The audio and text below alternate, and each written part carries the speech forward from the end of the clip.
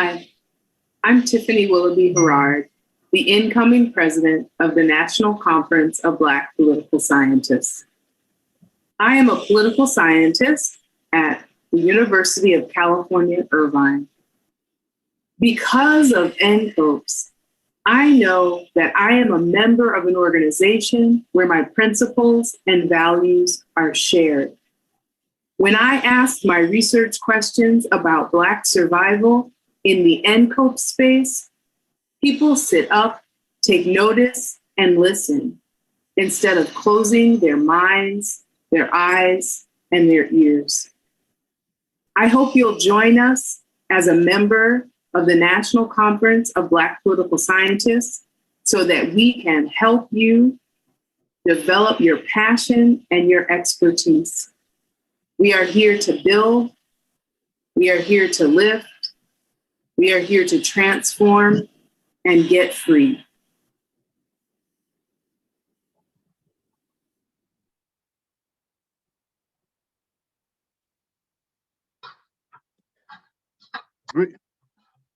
Greetings. You guys know me, but for our Facebook viewing audience, my name is Sekou Franklin, the outgoing president of the National Conference of Black Political Scientists. We have a short ceremony today as we inaugurate our new president, Tiffany Willoughby-Herard. Following this ceremony, we have an outstanding closing panel titled, "Where do we go from here? Possibilities and Challenges for Black Politics." The plenary session will also be live streamed on Facebook. Today we pass the gavel. Before hearing from our beloved new president, we will hear comments from David Coben, Kathy Stormal-Golden, Shayla Nunnally, and me.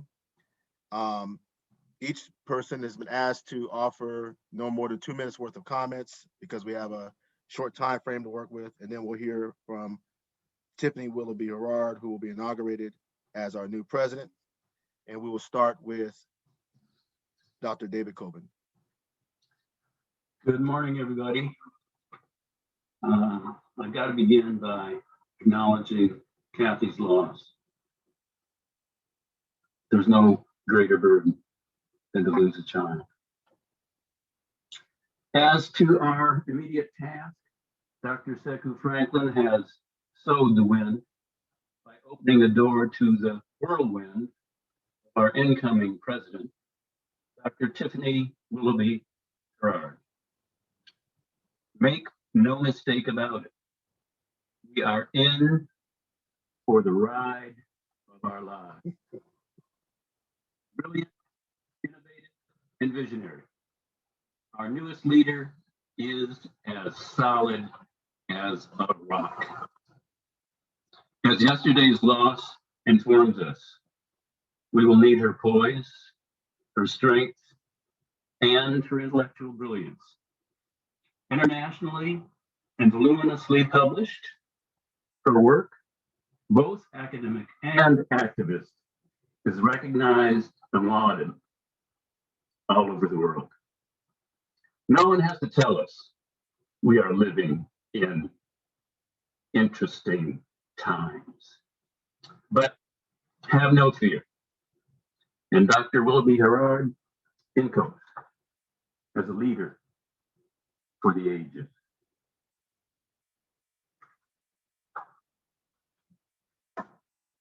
Thank you, Dr. Coben. Kathy? Dr. Golden? Good morning. So I'm just thrilled to welcome Tiffany as the president of NCOPS. Actually, she initially said no, she didn't think she could do it. But after talking to, I think, her department chair or someone, and we talked some more, she decided that she would step up to the plate.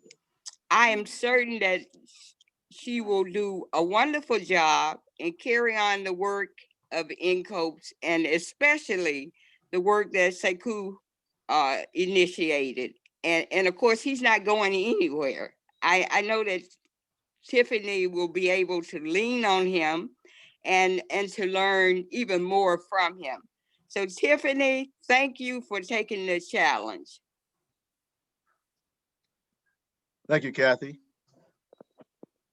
In my comments, I'm going to say a few thank yous before passing it over to Shayla. Shayla and I talked about this, Tiffany, and many of you may remember that a couple of years ago, when I was inaugurated as president, Shayla had to triage some emergency and couldn't be there. So what we decided to do is that I would make comments and then I would pass it on to Shayla to also give her the distinguished honor of actually introducing you, Tiffany. So I want to say before moving forward that serving as NCOP's president has really been my highest academic honor.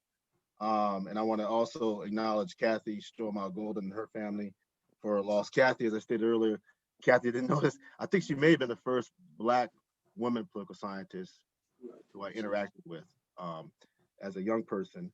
I want to thank, want to thank the conference co-chairs, Gladys Mitchell-Walthauer, Don Wargs, and Ollie Johnson for their labor of love and monumental work in this conference, and our section chairs who waded through all the proposals and submissions.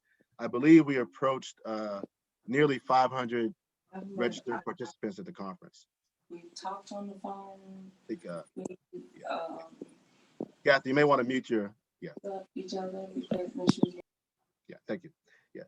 I believe we approached nearly 500 registered participants. Thanks to Elsie Scott for also securing our keynote speaker last night. A big shout out to our conference vendors, AdvancedNet. If you're organizing a virtual conference, please use them. Thanks to Sheila Harmon Martin for referencing them as well, or giving the referral. I also want to thank our conference sponsors, the American Political Science Association, UC Press, Temple University Press, the UCI, University of California, Irvine School of Humanities, UCI School of Medicine, UCI Office of Access and Inclusion, the Library of Congress's Klug Center, the NCOP's HBCU Task Force, and Alexis Harris at Clark Atlanta University, who directed our promotional videos, if you've seen them circulating. Finally, let me say a special thank you to the past presidents, our executive council, Dorian Robinson and the membership committee, Jessica Stewart and the nomination committee, Jerome Hunt and the LGBTQ+ caucus, our journal editors, Andra Gillespie, Pearl Dow, Shanita Brazelton, and our development committee co-chairs, Elsie Scott and Todd Shaw. Congratulations to our newly inaugurated executive council members, Gladys Mitchell-Walthauer, A. Hannibal Leach, who will be our secretary, Lorraine Nance, Naja Baptist, and our conference program co-chairs next year, Davin Phoenix and Corey Gooden. And please give a big shout out to our new vice president from the great Mississippi Delta, Emmett Riley. Today, we pass the gavel and celebrate Tiffany Willoughby-Herard. It has been a pleasure to have her by my side the last 2 years. Not only have we worked closely together, but we've developed a long and enduring friendship that will last a lifetime. Tiffany is a committed leader, a mentor to many, and notice how many of her students and colleagues have participated in the NCOPS community. And she's probably brought as many people to NCOPS in the last decade as anyone else, if one were just to look at the numbers. She has a vision for expanding NCOPS' scope, unifying HBCUs and PWIs, and providing opportunities to the next generation of scholars and activists. Anytime I think of Tiffany, I go back to this old text that Haynes Walton wrote. He was probably no more than 30 years old when he wrote this text in 1972. And this is what Haynes Walton wrote. And this comes to mind when I think of Tiffany. Black politics is mysterious, colorful, continuous, and multifarious. Black politics is simple, complex, confusing, and clear. At times, Black politics is emotional, religious, practical, salvationist, and fervently Black. And at times, the politics of Black people is simply politics. That is the struggle for power and the values associated with and derived from the possession of power. But no matter what the dimensions, the nature, or variety, Black politics in the final analysis reflects the Black experience in America. If one looks at Tiffany Willoughby-Herard and the roots of her brilliance and the dedication that she has to young people, it is very much rooted in this belief that Black politics and a liberation practice is multidimensional, that is colorful, and it is not limited by boundaries, conventions, static relationships, and the status quo. And perhaps this is, as Haynes Walton indicated, at times simple, at times complex, at times salvationist, at times a struggle for power, but this is perfectly okay. We can live in that space. And I think that's what Tiffany Willoughby-Herard has taught us. Tiffany operates in this space, always expanding the boundaries in our interpretations of Black politics, all the while reflecting the Black experience in America. So without further ado, I'm going to pass the gavel, and before we do that, I'm going to allow our good friend and past president, Shayla Nunnally, to offer her comments. And I want to say congratulations to Tiffany. You'll be a great president. Please, INCOAST members, support her and all that she needs. Give her all the support, send her texts, emails, and most of all, tell her that you love her. Congratulations, Tiffany. I love you. Thank you, Mr. President. Having been away for 2 years due to hospitalization and also what was a restriction on my travel by way of the governor's COVID-19 travel policy, I am so honored that President Franklin has given me the opportunity to be able to join you, although not in person, but virtually, and to share in the experience of our INCOAST family. So I am grateful for the outstanding leadership of President Sekou Franklin, who executed executive duties in my stead during our 50th anniversary commemoration of our organization, making this, in effect, his third governance over our annual conference. Thank you, Dr. Kathy Stromile-Golden, for all your dedication to INCOAST. And thank you, INCOAST leadership team, for all your contributions in the name of INCOAST. Whereas President Todd Shaw acted in my stead to inaugurate our esteemed President Sekou M. Franklin. Whereas President Franklin has publicized, affirmed, and magnified the scholarship, expertise, activism, and mentorship of INCOAST in profound ways. Whereas in the recognition of our founders, our great mission, and the ultimate goal to advance Black people in the discipline, the profession, and world societies.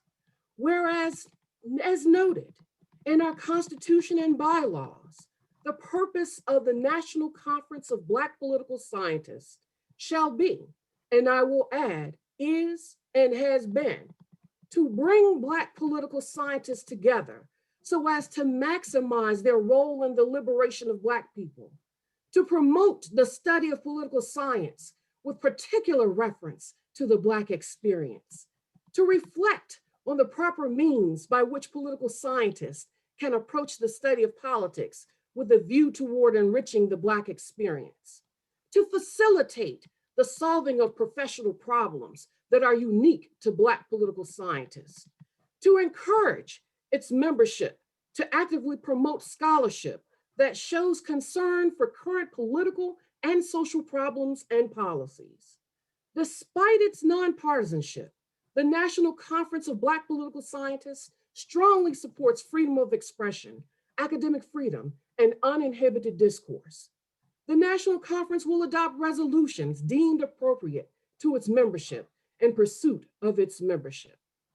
And whereas our INCOAST membership has entrusted in its elected representatives to execute responsibly the everyday functions of our organization, it is my distinguished honor, with the behest of President Sekou M. Franklin, and in the support and encouragement of all of our past presidents, that I install you, Dr. Tiffany Willoughby-Herard, as our 41st president of our dear National Conference of Black Political Scientists. With your brilliance, your creativity, your passion, your dedication, and your devotion to ascertain and disseminate truth through rigorous and nuanced ways, may you lead our organization and make INCOAST and our ancestors proud. Ashe, and all join me in saying, Ashe, Ashe, Ashe. Ashe. Madam President, the floor is yours. Ooh, for such a time as this, thank you very much. I want to begin by honoring our executive director, our executive council, our founders, and our past presidents, the editors of the National Review of Black Politics, our conference program chairs, our members, and our many, many friends. Thank you for your kind words, Dr. Coven, Dr. Stromal Golden, Dr. Franklin, and Dr. Nunnally. This talk is 20 minutes long, and it's going to take 4 parts. The first part is about the grounds upon which I stand. The second is about knowing the value of your gift. The third is about pathways to leadership. And the fourth is about you. So I'm going to open the first part, the ground upon which I stand. In Genesis 45th chapter, verses 4 through 12, it reads, "Then Joseph said to his brothers, 'Come closer to me.' And they came closer.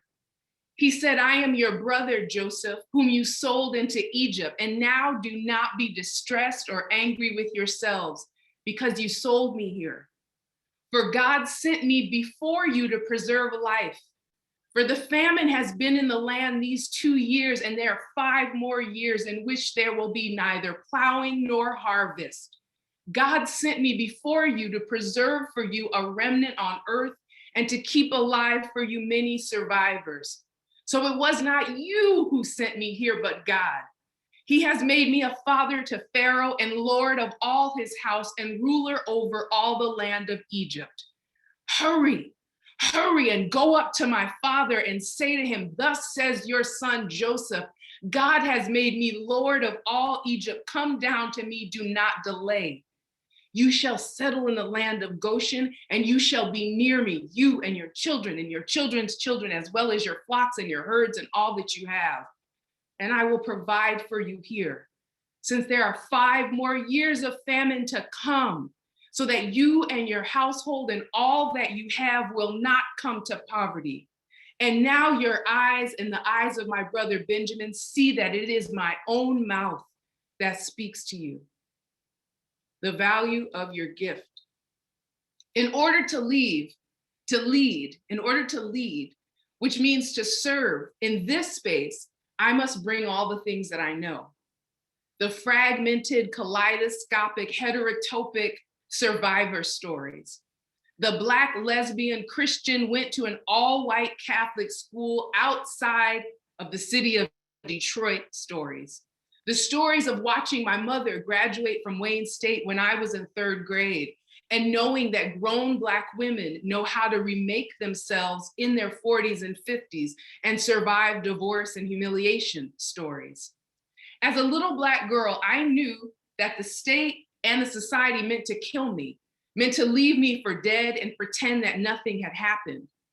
I knew that because in my country, the adults knew that unless they planted regimes of authority and obedience in their children by force, they could lose them. The adults knew they could lose the beauty they brought into the world and raised with their dreams, stitched into every repaired button and hem, every polished shoe and swipe of Vaseline before picture day. I knew this because in my country, people went hungry every day and chose between water, lights, medicine, and living in a car, and were blamed on the news, called everything but a child of the Most High, and then blamed each other for institutionalized, racialized, gendered, economic brutality, and felt unworthy to be alive. In my country, mothers burned themselves carrying pots of hot water upstairs to make hot baths every winter when the heat bill was too high to pay. In my country, solid middle-class families all bore the weight of losing children to a public health pandemic of despair, in secrecy and in shame, and they too were blamed. In my country, I woke up to myself and saw people dying from HIV and AIDS and be met with silence and blame and secrecy and shame and hatred. You can't have a society that tells parents to work themselves to death and expect little Black girls to not know that that society means ill against them too.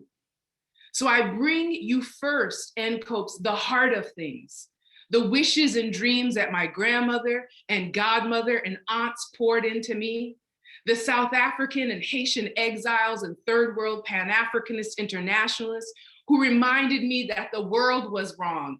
I was not wrong. As June Jordan puts it in her poem about my rights, wrong is not my name. The people who raised me and wished good for me refused to lose me. Decades later, as a mother and wife myself, it is only now that I can understand all the hidden sacrifices they bore.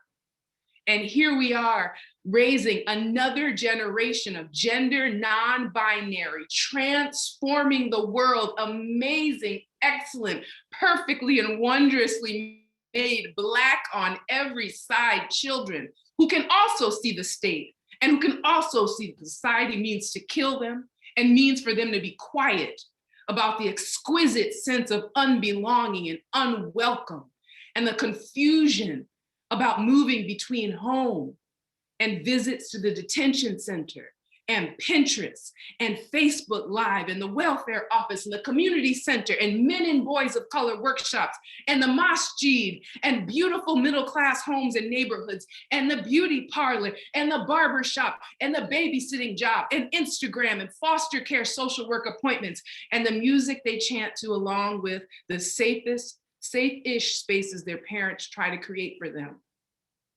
And what did those children do in 2020? What did those children do?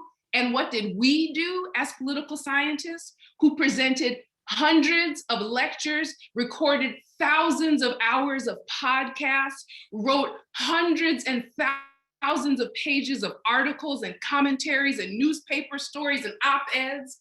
We, along with tens of millions of our friends, shut down fascism, swept clean the entirety of the White House, and defended democracy again. We shut down interstate highway systems and carried our hearts into the public sphere and said, we will protect the water, the land, the sky, our dreams. We will make a Black future capaciousness enough to take the strongest, deepest visions of egalitarian, radical social democracy and push them further. We said we will not be cut off from our past. We will not be made to forget. We will make history. We will do everything that God means for us and has for us. And you might have meant it for evil, but turn around and you will see yourself made into a footstool. Let me translate that for the political scientist. We took a situation where an entire world of knowing insisted that we were nothing and that anything could be done to us. And we created power through protest in every corner of the globe. We mourned, we fought, and we said to each other, to quote June Jordan again, I do not consent, and wrong is not my name. 2, knowing the value of your gift and doing more than talking. In his 2021 special, Unforgiven, American comedian and Kennedy Center Mark Twain Prize for American Humor awardee Dave Chappelle explained how he had answered friends who urged him to take his show to another network after he quit working with Comedy Central. Chappelle offered the cautionary retort, and why doesn't a slave run from one plantation to another plantation because the master over there might be nicer? I appreciate Chappelle's question for the timely way it names economic violence, theft of ideas and efforts, and his refusal to associate with the mediocrity of letting other people define the conditions of possibility for your life. Chappelle's public narration about his position in the workplace of Hollywood high celebrity has been part of his public persona and comedic writing for commitments to the craft of interpreting the culture and the world of Babylon his entire career. But simply put, Chappelle walked away from that arrangement because it was beneath his gift, unworthy of his promise, and most importantly, staying in such an arrangement would find him less able to wrestle with the nature of American society and its questionable good intentions. When Texas Congresswoman Barbara Jordan insisted that there was a special obligation for Black people to do more than just talk, she, like Chappelle, was wrestling in public with being in pursuit of the truths of Black existence and the nature of the roots of Black power and self-determination. As Dr. Golden explains, commitment, not complaining, consistency, rigor, vision, and as my young friend Jordan Haywood says, period, per. Commitment, not complaining, consistency, rigor, vision, period, per. The work that we do and the special mission that we have in the National Conference of Black Political Scientists operates in exactly that way. Keeping in front and center what is required to get us free, when it is time to walk away, how we navigate the prickly preludes to physical violence and material harm that greet us in the workplace, on the street, in the courthouse, and in movements. So I opened by toggling between Chappelle and Jordan, because I want us to get on the same page about what it means to belong to NCOPS, an independent academic professional association founded and led by Black political scientists, born out of movement and struggle and courage. It took courage for young scholars to walk away from the approved elite organization, gunness to found their own organizations, and foresight to figure out creative ways to press APSA from inside and from out so that it could be made to come to grips with the inadequacy of its accounts of racism, white supremacy, xenophobia, masculinism, imperialism, capitalism, elitism, cis heteropatriarchy, and power. We are the beneficiaries of NCOPS, whether trained at HBCUs or minority serving institutions or Hispanic serving institutions or historic women's colleges or PWIs or tribal colleges or community colleges. We are the beneficiaries of professional and activist scholarly networks created by the founding generations and leaders, many of whom continue to show up to share new research and listen to our work year after year after year. We are beneficiaries of their introductions of us, green behind the ears though we may be, at key moments of institutional precarity. We are the beneficiaries of entire multi-year research programs and partnerships that recognized our promise and our hunger to be taught how to conduct research that would be transformative for our communities. We come here because NCOPS is different.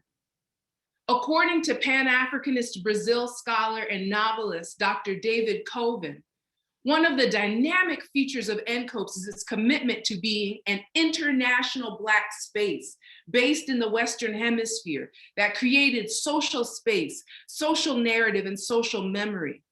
Coven explains that the intellectual kinship that his peers, K.C. Morrison, Kathy Stromal Golden, and Diane Pinderhughes, and Gladys Mitchell Walthour, among so many others, created for each other, was built by them in an intellectual space where the ethical standard of struggle was caring for each other's families. They witnessed, wrote about, lifted up meaningful institutional change in the conditions of possibility for community organizations, Black movements, revolutionary public policies, and historic national elections. Make no mistake, none of this happens without these kind of people picking up the dropped stitch over and over again. NCOPS feels like family because through acts of sheer political will and fierce debate and political clarity, our organization has articulated genealogies and lineages and a systematic set of approaches to the study of power. NCOPES is not a stepping stone to service and leadership someplace else. Rather, NCOPES is the engine and motive force of imagining all the other ways that we can be and the other worthy things that we have yet to get to dream of, and to fight for. 3, pathways to leadership. There's things about NCOPES that it took years for me to learn. And on the off chance that there are people in the room who are listening to us right now, I want to share some of those things because I don't want it to take you years to learn. How can you contribute? Well, at the very last meeting, Kira Tate from University of Massachusetts and Robin Turner from Butler University started talking with me about the need for us to have more Africa focus, more women Africa focus. And so we started meeting on Zoom and we established something called the Transnational Black Women in African Politics Research Network. In 1 year of meetings, we were able to raise enough money to hold a pre-conference with a keynote speaker and recognizing a junior scholar that we respect and love.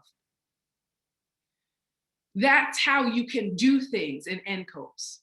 There's nobody keeping you from doing that. There's nobody stopping you from being a leader. It's here for you. But you do have to be willing to show up. What about panels? What happens during the scholarly panels? Well, there are people who are there to present and give either a poster presentation or a paper, or they're gonna give a PowerPoint. Every panel has a section chair, and that person solicits the papers from the panelists about a week beforehand, and they keep time. Every panel has a discussant who reads the papers and gives comments on them so they can be stronger, they can be revised.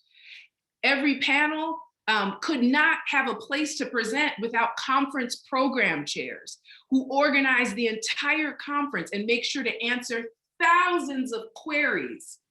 We have business meetings when we meet annually, where we openly discuss the association's business matters and vote. We have an executive council, which has representation from every region of the country and not yet from the African continent and the Caribbean, but we working on it. Undergrads, graduate students, an executive director who has for decades run her own university, Mississippi Valley State University, and also been the public face and representative of our organization. A secretary, a president, a treasurer, a vice president, and an array of committees and task forces to carry about our members' business. We have a president's roundtable where former presidents continue to lead in the organization. We have a development committee that's in the midst of a capital campaign that's been going on for the last 5 years. We have a historian, Sheila Harmon Martin, who has committed all the records of our organization to the Clark Atlanta University Center, Woodruff Library, Special Collections and Archives. We have a founder symposium that is led by a graduate student and is a plenary session where we can celebrate the work of our graduate students as they engage with our leaders and founders through their writing. We have an association for the study of Black women in politics. We have a lesbian, gay, bisexual, trans, and queer plus caucus. We have grants projects and we collaborate on journals. We have an amazing group of editors of the National Review of Black Politics. We have a membership committee. We have a race and democracy in the Americas project. There is nothing stopping you. Join us. So now to the brass tacks and nuts and bolts about what comes next. And that has everything to do with you and our shared understandings that we can do hard things. that we can do hard things together. 4, in a session on her book, Reimagining Women, during this conference, Dr. Nicole Alexander Floyd shared the proverb, "A thing is not a vision if it doesn't take many hands to carry it out." The NCOPE's vision, simply put, requires you. So take us with you. Take us with you when you decide on which campus to attend for graduate school. Take us with you when you decide on how to ask your professors to consider new literature that you became familiar with at this conference. Take us with you when you organize as an administrator to change policies that are squeezing some of your instructional staff to death. How?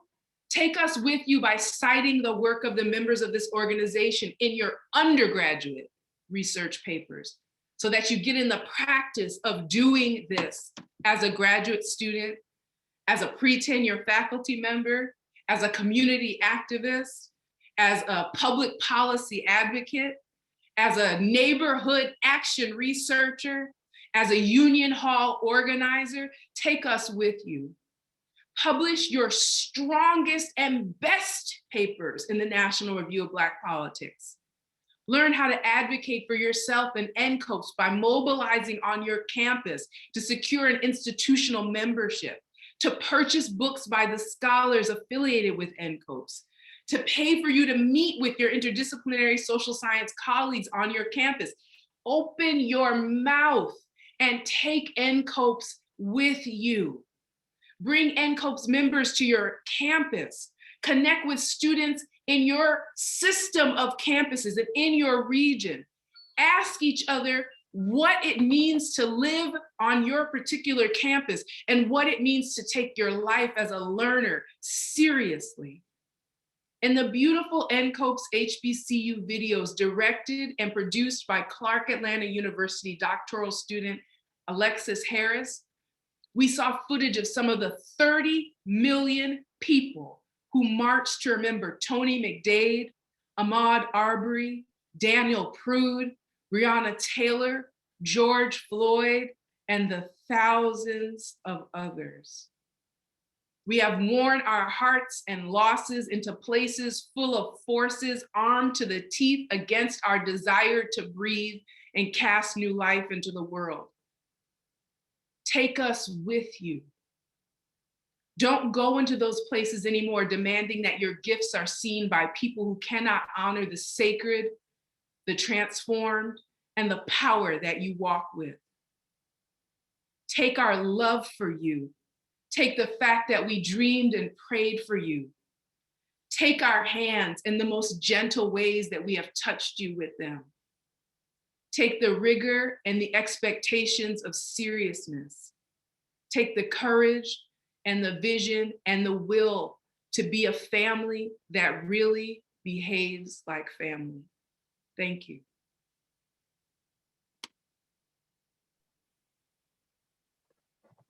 Thank you, Madam President. Before we depart, I'm gonna wait about 30 seconds to a minute to see, so people can put comments in the chat room, because those comments are being saved and we want Tiffany to see those comments. Madam President, your video is also posted on Facebook, and we will also put that out there as well.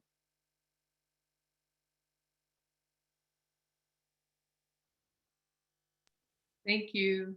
Thank you, everybody. Thank you so much. Thank you. In my final responsibility as now the past president, I'm going to direct you to the plenary session that is titled, "Where do we go from here? Possibilities and challenges for Black politics." That will be taking place in the next 2 minutes. Again, thank you for that wonderful address, Dr. Tiffany Willoughby-Herard. Not only was it great and inspiring, but it was on fire. Thank you. Okay. 20 more seconds for comments.